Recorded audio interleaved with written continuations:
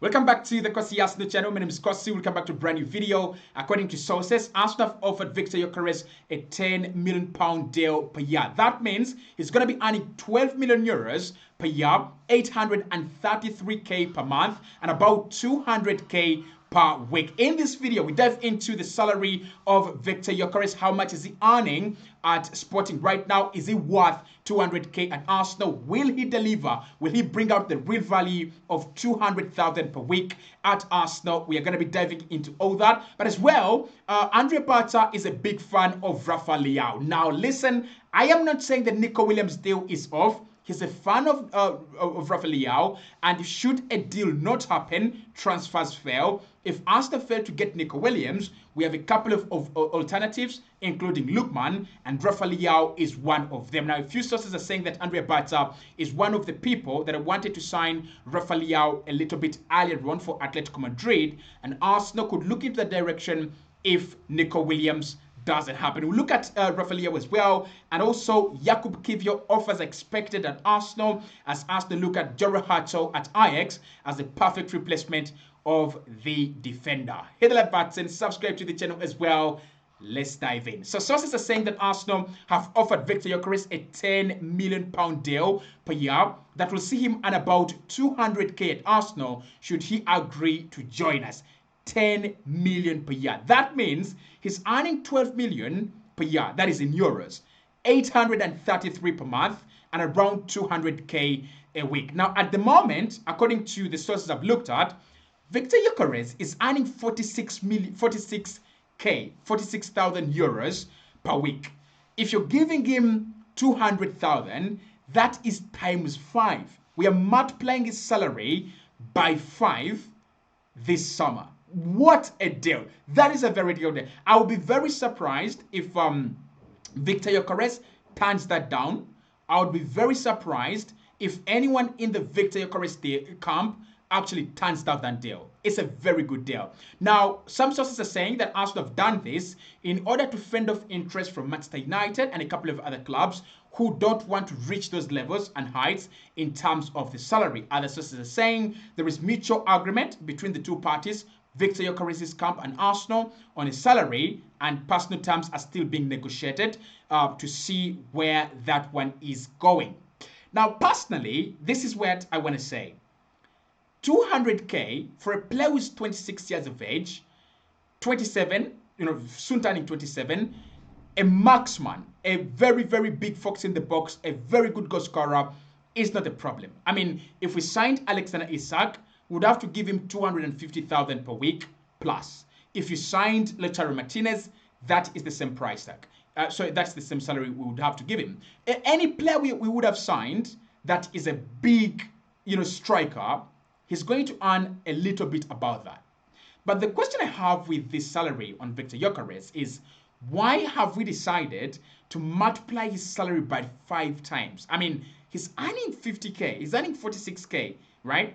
We could have given him 150,000 and he would have been more comfortable, very comfortable. We would have given him 160 or 165 and he would have been very, very comfortable. I kind of feel like for the start, Arsenal have actually gone a little bit too high. Now, this is also, of course, me thinking about the contracts that Arsenal are trying to negotiate with Saliba, with Gabriel Magalhaes, with Saka. All these are players that are earning way below than the value they are providing the team with. And if you're going to reward them with the rightful contract, if you're going to give them the right money, all of them are going to be earning 200 plus, 200k plus.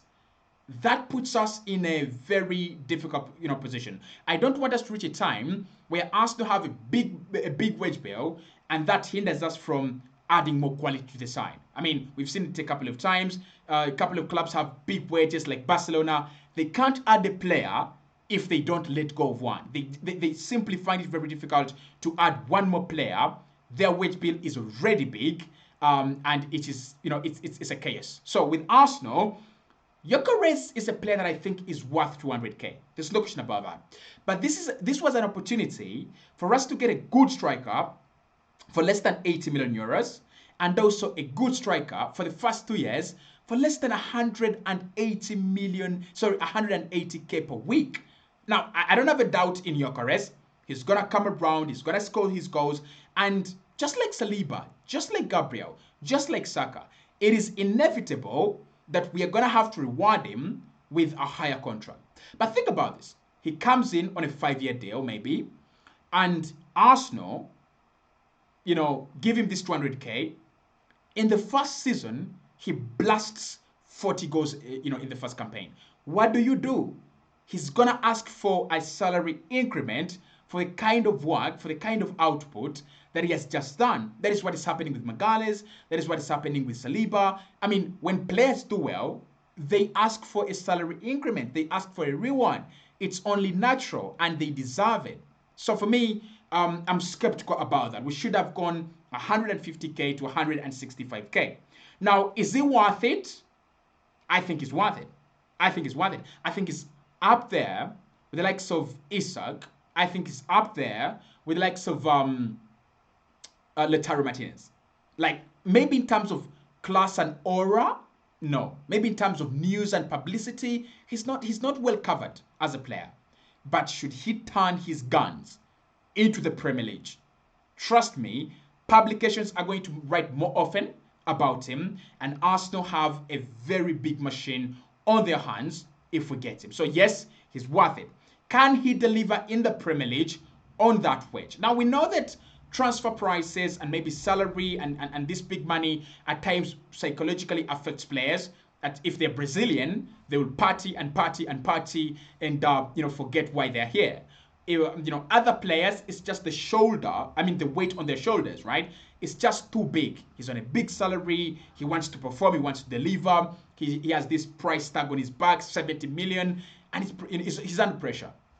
Nicola Pepe, Jovinho Yaukwasi, and a couple of other players that have come in at Arsenal, they were good, but they just come in and the price tag's a little bit, too big for them. Now, under Mikel Arteta, we haven't seen that very much. And I think with Viktor Gyokerez, if you're 27 and you're in your prime, and you're surrounded by players in their prime, Odegaard arriving in his prime, Declan Rice in his prime, Merino in his prime, Havertz in his prime, you're surrounded with players in your prime, then you have something wrong if you don't deliver.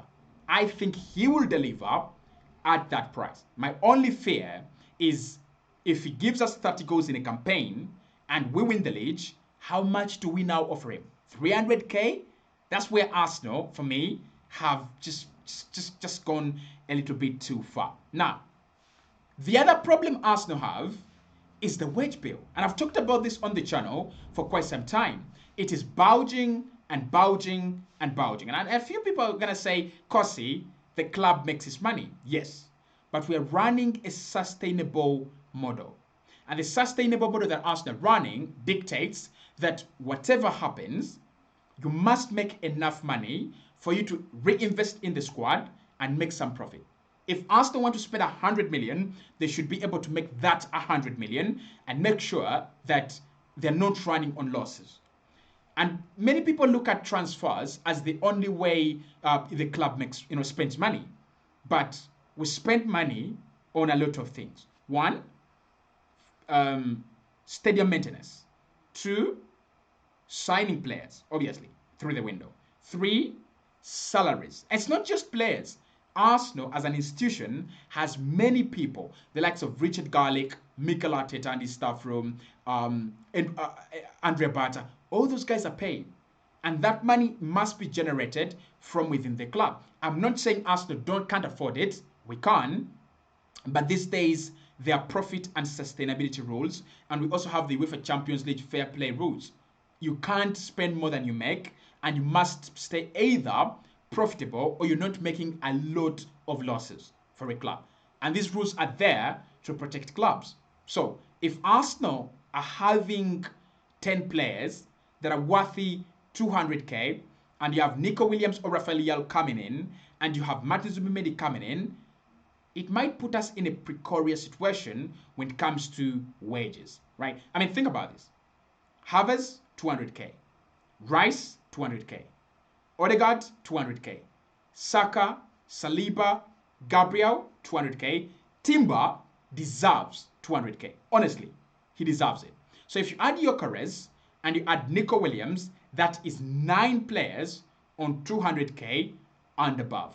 And a few other players around this Arsenal team are still doing better, right? I still think that the likes of Lewis Kelly, Ethan Nwaneri, they're real talents. And at some point in time, they're going to play real football. That's going to coerce the team or cajole the team into giving them massive contracts. So I think we need to watch our wage bill. Yes, it is okay. There was a time where Arsenal couldn't afford to give players more than 100k per week, and we lost a couple of players due to that.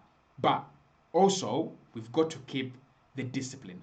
But all in all, I personally don't have a problem with this guy. I don't have a problem with Gyökeres getting 200k at Arsenal per week. Now, Andre Bata is a big fan of Rafael Leão, the Portuguese international at the AC Milan. And if Arsenal don't get Nico Williams, God forbid, but if we don't get him, fingers crossed, we might get Rafael Leão. Now, Leão is not the only other player that Arsenal looking at. We've talked about Semenyo. We've talked about who else? Semenyo, Mbeumo, Ademola Lookman, and a couple of others. Rafael Leão is just another one. Now, Leão is not an Andre Bata fantasy only. We wanted Rafael Leão last summer. There were a few, outlets leaking some news that Arsenal were interested. But it was just Arsenal interested. There was nothing big. Arsenal were interested. That's it. What I want to say about Rafael Leão is I kind of like him, and at times I kind of don't. Let me explain. In terms of this individual performer, Eden Hazard, I like him. Like, he can take the game on his own. He's one player that is selfish, and his selfish is nice. And that is exactly why at times I hate him. I think for a club like AC Milan, he has become this power horse, this giant. He decides what happens at Milan. He decides that I'm going to carry the ball and I'm going to make things happen, and this is my team, and things should happen because, I'm at Milan. And he's done very well at Milan. Like, it's a team that is built around Rafael Leão. Actually, right now, Milan is Rafael Leão FC, the way you see Arsenal being Saka FC. But have you noticed that Leão struggles at Portugal? And there is a catch. There's a reason. That is the catch. The catch is that Rafael Leão, in a team of players, a team that depends on others to deliver, he's a no-show. Like, I think he prefers to run the show by his own rather than being this big team player. Now, I might have got him wrong, but that's what I've seen. He's a selfish player at times, loses the ball a lot, and I think there is a lot of patience with him at AC Milan because he's their star player. Come on, he's their star player. No one is going to say anything wrong about Rafael Leão. He's the star guy, he's the star player. They're shot number 10, there's Zlatan Ibrahimovic, and they'll do whatever it takes to make him happy. But when it comes to a club like Arsenal, yes, we want a winger. We want a winger that is quick and explosive. I think Rafael Leão's speed, he's got this Martin Odegaard effect where he can be on the counter attack and then just slow it down. Don't like that in a winger. I want a winger who's willing to, take the game to the opponent. Now, credit to him, when he slows the game down in those 1v1 situations, he's a deadly player. He's a catastrophic player. But what do you think? I mean, Arsenal is kind of a team play, right? We are a team that loves everyone to, to share on it. If we're in the thick of it, everyone must contribute. Leão, in terms of tracking, not really. I don't see him track like the way Martinelli or Saka do. Maybe he can be coached, right?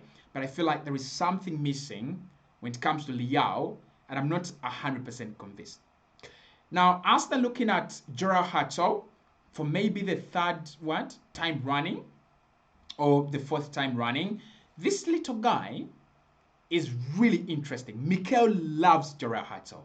Gyökeres has been speaking about his experience playing at left back this season at Ajax, he's played at left back a lot of the time. And he said, I talked to Julen Timber about moving to the Premier League, and I also talked about him, about playing at left back and full back. And this season, I've played more as a left back. I've just played a left back. Last season, I was a complete centre back. And he said the experience that I have from left back, I can play there. But a role model for me to do that has been Julen Timber. He says he admires Timber. Timber plays almost everywhere in the back line. At left back, at right back, at centre back. This season, Timber's played at right back. Last season, did he play last season? No, he didn't, did he? He played last season, did he? I'm just forgetting. Last season he played at left back, didn't he? Last season he played at left back, right? Yeah, it was the first season that he did play. I hope I got that right. I got that right. And lastly, Arsenal expecting offers for Jakub Kiwior. He had a very good performance against Real Madrid.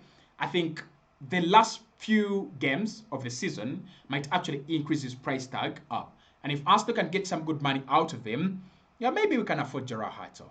I'll see you right in the next one.